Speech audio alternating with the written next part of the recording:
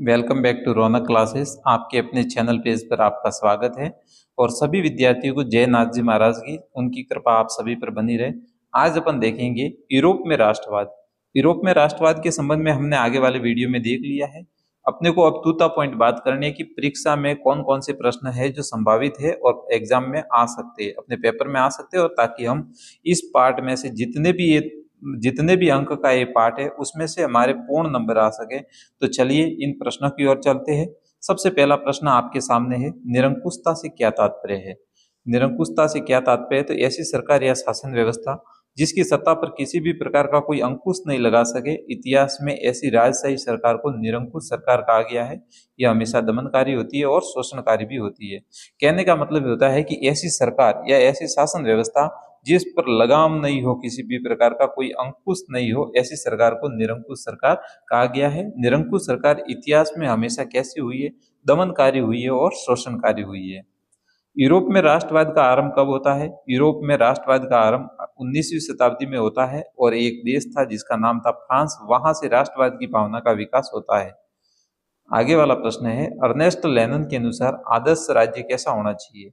Ernest Lennon एक इतिहासकार था। वह कहता था कि एक आदर्श राष्ट्र एक लंबा प्रयास होता है, त्याग व निष्ठा का चरम बिंदु होता है। एक आदर्श राष्ट्र शौर्य शौर्य व वीरता से युक्त उसका अतीत होता है, उसमें महान पुरुषों के नाम और उनके गौरव की सामाजिक पूंजी होती है। जब ये लक्षण दिख जाए तो वो अर्नेस्ट लेनन के अनुसार कैसा राज्य बन जाएगा?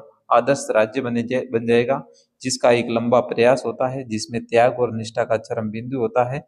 एक आदर्श राष्ट्र शौर्य व वीरता से युक्त होता है, इसमें महान पुरुषों के नाम होते हैं और उनके गौरव की सामाजिक पूंजी होती है। ये एग्जाम में आपके प्रश्न आया था कि जनमत से क्या तात्पर्य है। जनमत का अर्थ होता है जनता का मत, अर्थात जनता का। इसमें प्रत्यक्ष मतदान होते हैं जिसके माध्यम से एक क्षेत्र के लोगों से एक प्रस्ताव को स्वीकार और अस्वीकार करने के लिए पूछा जाता है। लोगों की इच्छा पर निर्भर करता है कि वह प्रस्ताव को स्वीकार करे या अस्वीकार करे। यदि लोगों लोगों के इच्छा को इस पे ध्यान नहीं रखा जाता है तो वो कौन सी शासन व्यवस्था हो जाएगी? निरंकुश। जबकि लोकतंत्र में ऐसा नहीं होता है। लोकतंत्र में सबसे ज्यादा ध्यान दिया जाता है जनता के मत पर। आगे वाला प्रश्न है, यूरोप में राष्ट्रवाद का आरंभ कौन सी घटना से होता है। तो यूरोप में राष्ट्रवाद का आरंभ फ्रांस की राज्य क्रांति से होता है और यह 1789 में घटित होती है। आगे अपन देखेंगे फ्रांस की राज्य क्रांति के बारे में। तो कैसा भी प्रश्न पूछे तो फ्रांस की राज्य क्रांति के बारे में आपको ये लिखना है। 1789 में फ्रांस की क्रांति होती है। जब फ्रांस की क्रांति होती है तो उस समय निरंकुश राजा था लुई 16। उस पर किसी भी प्रकार का कोई अंकुश नहीं था। उसकी रानी का नाम था मैरी आंतवानेता। राजा और रानी वर्साई के महल में विलासितापूर्ण जीवन जीते थे, जिसमें लगभग 18,000 लोग रहते थे और उन 18,000 लोगों में 2,000 उनके नौकर चाकर साथ में थे। बाकी शेष उनके अतिथि थे और परिवारजन थे।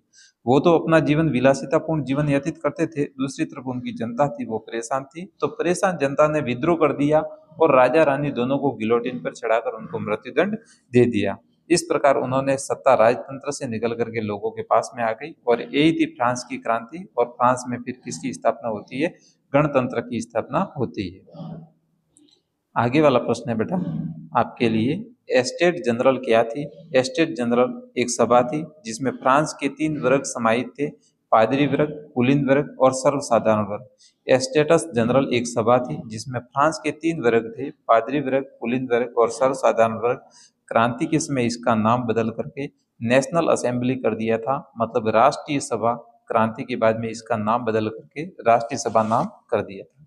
ये प्रश्न पूछा जा सकता है कि एस्टेटस जनरल में कितने कितने वर्ग थे। तो ये इसमें समाज के 3 वर्ग थे, पादरी वर्ग था, कुलीन वर्ग था और साधारण वर्ग था। हमने इसके बारे में आगे देखा है, पादरी वर्ग के बारे में, मध्यम वर्ग के बारे में।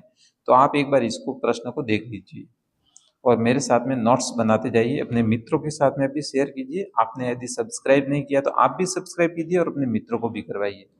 आगे देखते हैं बेटा, नेपोलियन बोनापार्ट की नागरिक संहिता क्या है। नेपोलियन बोनापार्ट, फ्रांस के इतिहास में इसका महत्वपूर्ण योगदान है। तो इसने एक नागरिक संहिता लाई यूरोप में 1806 में। नागरिक संहिता का निर्माण किया जिसे नेपोलियन की नागरिक संहिता के नाम से जाना जाता है। मैंने वीडियो में भी बताया है और यहाँ पे भी देख लीजिए। इस संहिता में जन्म आधारित विशेषाधिकार को समाप्त कर दिया गया। और जन्म आधारित विशेषाधिकार किन किन को प्राप्त था? एक तो पादरी वर्ग को और एक कुलीन वर्ग को। कानून के समक्ष सभी को समान माना गया, संपत्ति की रक्षा का अधिकार दिया गया। ये सब किसमें बात की गई है? नेपोलियन की नागरिक संहिता की। यदि प्रश्न पूछे कि नेपोलियन की नागरिक संहिता का निर्माण कब हुआ यूरोप में, तो 1804 में आप लिख लेना। आगे देखते बेटा, नेपोलियन किस युद्ध में नेपोलियन की हार हुई और उसने जीते हुए प्रदेश को खो दिया? ये नेपोलियन 2 बार आया है, तो आप इसको मिसप्रिंट समझिए और सुधार दीजिए। तो नेपोलियन किस युद्ध में उसकी हार होती है और उसके जीते हुए सभी प्रदेश वो हार देता है? तो लाइप्जिग के युद्ध या फिर लिप्सिंग के युद्ध में 1813 में उसकी हार होती है। ये हार करके आ रहा था और डाकिए के राइनलैंड के डाकिए के रूप में इसको दर्शाया गया है। इसके पीछे से ये सभी पत्र गिर रहे हैं, जिसमें इन पत्रों में उनका नाम है जो उसने प्रदेश जीते थे, मतलब जीते हुए प्रदेशों का इसमें नाम है। आगे देखते हैं बेटा, यूरोप में राष्ट्रवाद का निर्माण में क्या बाधाएं थी? यूरोप में राष्ट्रवाद के निर्माण में क्या क्या बाधाएं आई? तो 18वीं सदी में यूरोप में अधिकांश देश निरंकुश राजतंत्र के अधीन थे, राजाओं के अधीन थे। तो राजा क्या चाहते थे? राजा अपनी मनमानी करना चाहते थे। तो राजा अपनी मनमानी से शासन करना चाहते थे। तो राष्ट्रवाद के निर्माण में एक बड़ी बाधा राजतंत्र थी। क्या थी? राजतंत्र। कौन सा राजतंत्र? निरंकुश राजतंत्र। राजा राज्य में तरह तरह के लोग रहते थे, अलग अलग भाषा बोलते थे, उसमें एकता की भावना का क्या था? अभाव था। तो ये 2 महत्वपूर्ण पॉइंट बिंदु है, वो यूरोप में राष्ट्रवाद के निर्माण में बाधाएं थी। क्या थी बाधाएं? पहली बाधा क्या थी? एक तो निरंकुश राजतंत्र था और दूसरी बाधाएं थी वहां पे अलग अलग धर्म के अलग अलग लोग रहते थे, अलग अलग भाषा बोलते थे और उनमें एकता का अभाव था। जब एकता नहीं थी तो राष्ट्र प्रेम की भावना कैसे विकसित होती? और राष्ट्र प्रेम की भावना विकसित नहीं हुई तो फिर राष्ट्रवाद कैसे निर्मित होता? इस प्रकार ये 2 महत्वपूर्ण बाधाएं थी। अब देखते बेटा, यूरोप में मध्यम वर्ग का उदय कैसे होता है? हमने कुलीन वर्ग के बारे में पढ़ा था कि उनके पास में जमीन जायदाद ज्यादा थी, परंतु मध्यम वर्ग का, कुलीन वर्ग पहले से ही था, परंतु मध्यम वर्ग का उदय कैसे होता है इसको पढ़ना है। तो फ्रांस व जर्मनी में 19वीं शताब्दी में क्रांति होती है और औद्योगिक क्रांति के फलस्वरूप समाज में एक नया वर्ग आ जाता है जो श्रमिक और मध्यम वर्ग कहलाता है और यह उदारवादी के रूप में भी कहलाता है। यदि प्रश्न ये आ जाए कि उदारवादी वर्ग का उदय कैसे हुआ, तो एज इट इज आपको उत्तर लिखना है। और इसमें उद्योगपति भी थे, व्यापारी भी थे और सेवा देने वाले लोग भी शामिल थे। औद्योगिक क्रांति के फलस्वरूप मध्यम वर्ग का उदय हुआ था, वो औद्योगिक क्रांति के फलस्वरूप हुआ था और 19वीं शताब्दी में हुआ था। इसमें उद्योगपति भी थे और सेवा देने वाले लोग भी शामिल थे। उदारवाद से क्या तात्पर्य है और यह विचारधारा किस प्रकार राष्ट्र राज्य की स्थापना करना चाहते थे? उदारवादी से क्या तात्पर्य है और यह विचारधारा, कौन सी विचारधारा? उदारवादी विचारधारा किस प्रकार राष्ट्र राज्य की स्थापना करना चाहते थे? यूरोप में 19वीं शताब्दी में उदारवादी भावना का विकास होता है। बात करते हैं उदारवादी शब्द है वो अंग्रेजी के लिबरिज्म से बना हुआ है, जो लातिन भाषा के शब्द लिबर से निकला है, जिसका अर्थ होता है आजादी। तो उदारवादी व्यक्ति को आजादी दिलाना चाहते थे और कानून के समक्ष समानता लाना चाहते थे।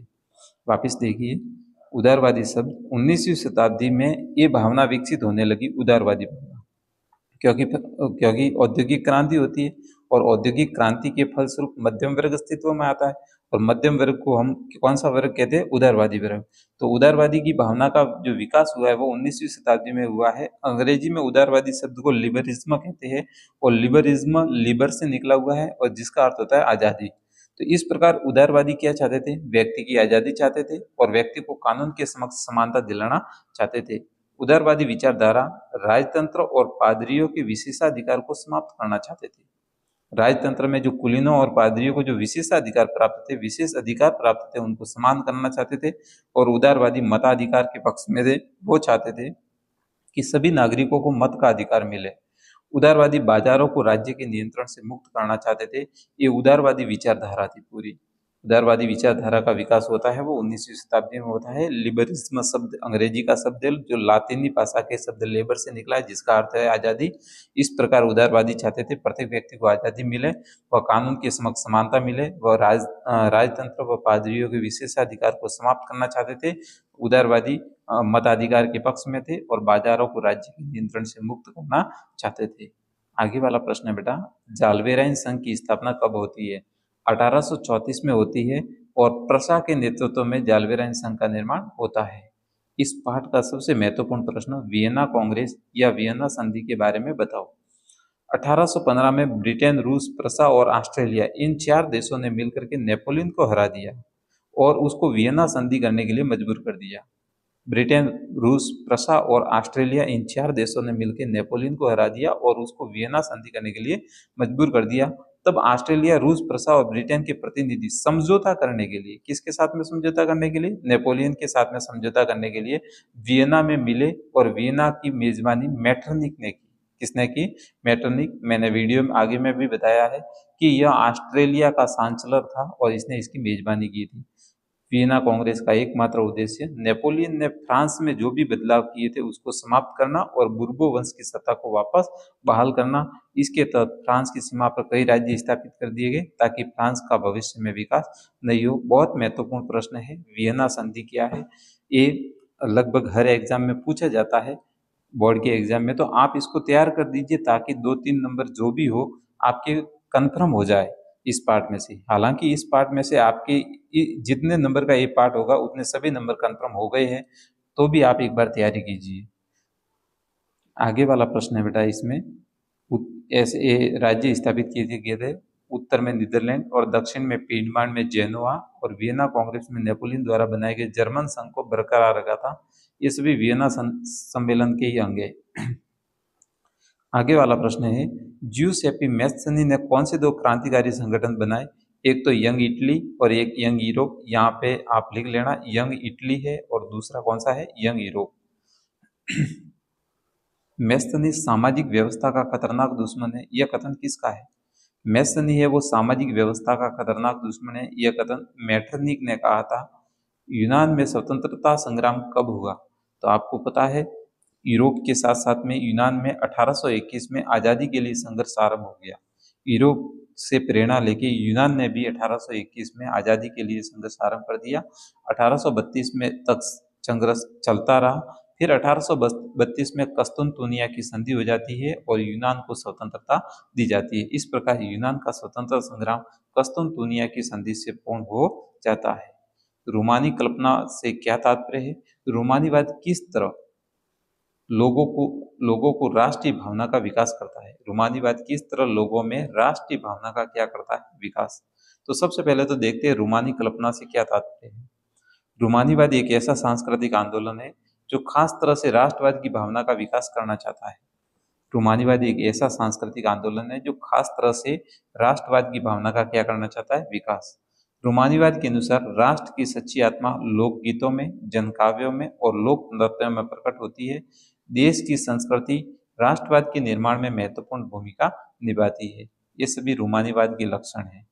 कहने का मतलब ये है कि यह राष्ट्रवादी भावना का विकास करना चाहता है। इसकी सच्ची आत्मा लोकगीतों में, जन काव्यों में, लोक नृत्यों में और संगीत में है और देश की संस्कृति राष्ट्र के निर्माण में महत्वपूर्ण भूमिका निभाना चाहती है। उस समय एक घटना होती है, उससे ये पता चलता है कि हाल रोमानीवाद हकीकत में देश में राष्ट्र प्रेम की भावना विकसित करती है। वह घटना ये होती है कि पोलैंड का रूस, प्रसा और ऑस्ट्रेलिया ने मिलकर के विभाजन कर दिया था और उस विभाजन के बावजूद भी भाषा के द्वारा और साहित्य के द्वारा और संगीत के द्वारा पोलैंड में राष्ट्रवाद की भावना का विकास हुआ था। आगे देखते हैं बेटा, नारीवाद से क्या तात्पर्य है। नारीवाद एक ऐसा आंदोलन है जो महिलाओं के अधिकारों और हितों का बोध करवाता है। एक ऐसा आंदोलन है जो केवल और केवल महिलाओं के और हितों और अधिकारों का बोध करवाता है। ये प्रश्न बोर्ड के एग्जाम में आया हुआ है। नारीवाद आंदोलन के अनुसार महिलाओं को भी पुरुषों के समान अधिकार मिलने चाहिए। इस आंदोलन का महत्वपूर्ण लक्ष्य क्या है? महिलाओं को भी अधिकार मिलने चाहिए। किसके समान? पुरुषों के समान। आगे प्रश्न है बेटा, इटली का एकीकरण कैसे हुआ समझाओ। बहुत महत्वपूर्ण प्रश्न है।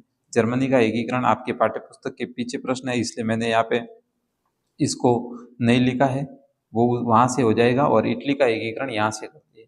इटली का एकीकरण कैसे हुआ ये समझाओ। तो इटली का राजनीतिक विखंडन एक लंबा इतिहास है। पहले इटली 7 राज्यों में अलग अलग ढंग से बटा हुआ था, जिसमें केवल सार्डिनिया और पीडमांड पर इटली के राजघराने का अधिकार था।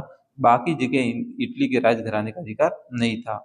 1830 के दशक में क्रांतिकारी मैत्सनी ने इटली को एकीकृत गणराज्य बनाने का एक सुविचार कार्यक्रम प्रस्तुत किया। इसके लिए उसने यंग इटली और नामक एक गुप्त संगठन की स्थापना भी की। आगे देखते बेटा, 1848 में क्रांतिकारी की असफलता के बाद में इटली को जोड़ने की जिम्मेदारी विक्टर एमेनुअल द्वितीय को दी गई। उस समय उनका मंत्री काबूर था। उसने प्रदेशों को एक करने के लिए एक आंदोलन का नेतृत्व किया। काबूर नहीं तो क्रांतिकारी था और नई जनतंत्र में विश्वास करता था, परंतु उसने आंदोलन का नेतृत्व किया। इटली को एक करने वाले आंदोलन का उसने नेतृत्व किया। फ्रांस से सार्डिनिया पीडमान की एक चतुर संधि के पीछे काबूर का, जो ऑस्ट्रेलिया को हरा पाने में सफल रहा, बड़ा हाथ था। और 1861 में इमैनुअल द्वितीय को एकीकृत इटली का राजा घोषित कर दिया जाता है और इस प्रकार इटली का एकीकरण क्या होता है, पूर्ण होता है। देख लेना, महत्वपूर्ण प्रश्न है। आगे बेटा है, यूनाइटेड किंगडम का गठन कैसे हुआ। यूनाइटेड किंगडम इंग्लैंड और स्कॉटलैंड के बीच में एक संधि होती है जिसका नाम है एक्ट ऑफ यूनियन, जो 1707 में होती है। इंग्लैंड और स्कॉटलैंड के बीच में एक्ट ऑफ यूनियन 1707 में होती है और उसी के द्वारा United kingdom of great Britain का गठन होता है। 1801 में आयरलैंड को बलपूर्वक इसमें मिलाया गया। यूनियन जैक ब्रिटेन का नया झंडा बनाया गया और God save our Nobel king ये वहाँ का राष्ट्रगान घोषित कर दिया गया। इस प्रकार यूनाइटेड किंगडम का गठन हुआ और यूनाइटेड किंगडम के मध्य में जो राज्य है उसका नाम है इंग्लैंड। कभी पूछ ले कि इसके बीच में कौन सा राज्य आता है, तो उसका नाम है इंग्लैंड। अब इस पाठ का सबसे महत्वपूर्ण प्रश्न है, राष्ट्रवाद से क्या तात्पर्य है और साम्राज्यवाद से क्या तात्पर्य है। राष्ट्रवाद से क्या तात्पर्य है, हालांकि हमने एनालाइज सबसे पहले ही कर दिया है इसको, परंतु देख लीजिए। राष्ट्रवाद से हमारा तात्पर्य है राष्ट्र के प्रति प्रेम, निष्ठा और समर्पण से भाव रखना। राष्ट्र के प्रति प्रेम का और निष्ठा और समर्पण का भाव रखना। राष्ट्रवाद एक ऐसी विचारधारा है जो किसी राष्ट्र या राज्य के प्रति वफादार, समर्पण या निष्ठा पर जोर देती है और यह विचारधारा यह मानती है कि व्यक्तिगत या समूह हितों से अधिक महत्वपूर्ण है वो राष्ट्र का हित है।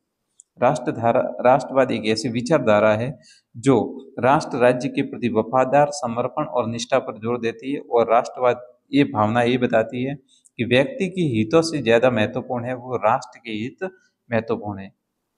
साम्राज्यवाद से क्या तात्पर्य है, जब कोई देश अपनी शक्ति और गौरव बढ़ाने के लिए दूसरे देशों पर प्राकृतिक और मानवीय संसाधनों से नियंत्रण स्थापित करता है, तो इस प्रक्रिया को हम क्या कहते हैं, साम्राज्यवाद। जैसे इंग्लैंड ने हमारे ऊपर ग्रेट ब्रिटेन ने हमारे ऊपर अधिकार कर लिया था और हमें 190 वर्षों तक भारत को उसका उपनिवेश बना के रखा था, तो वो उनकी जो प्रक्रिया थी वो साम्राज्यवादी प्रक्रिया थी।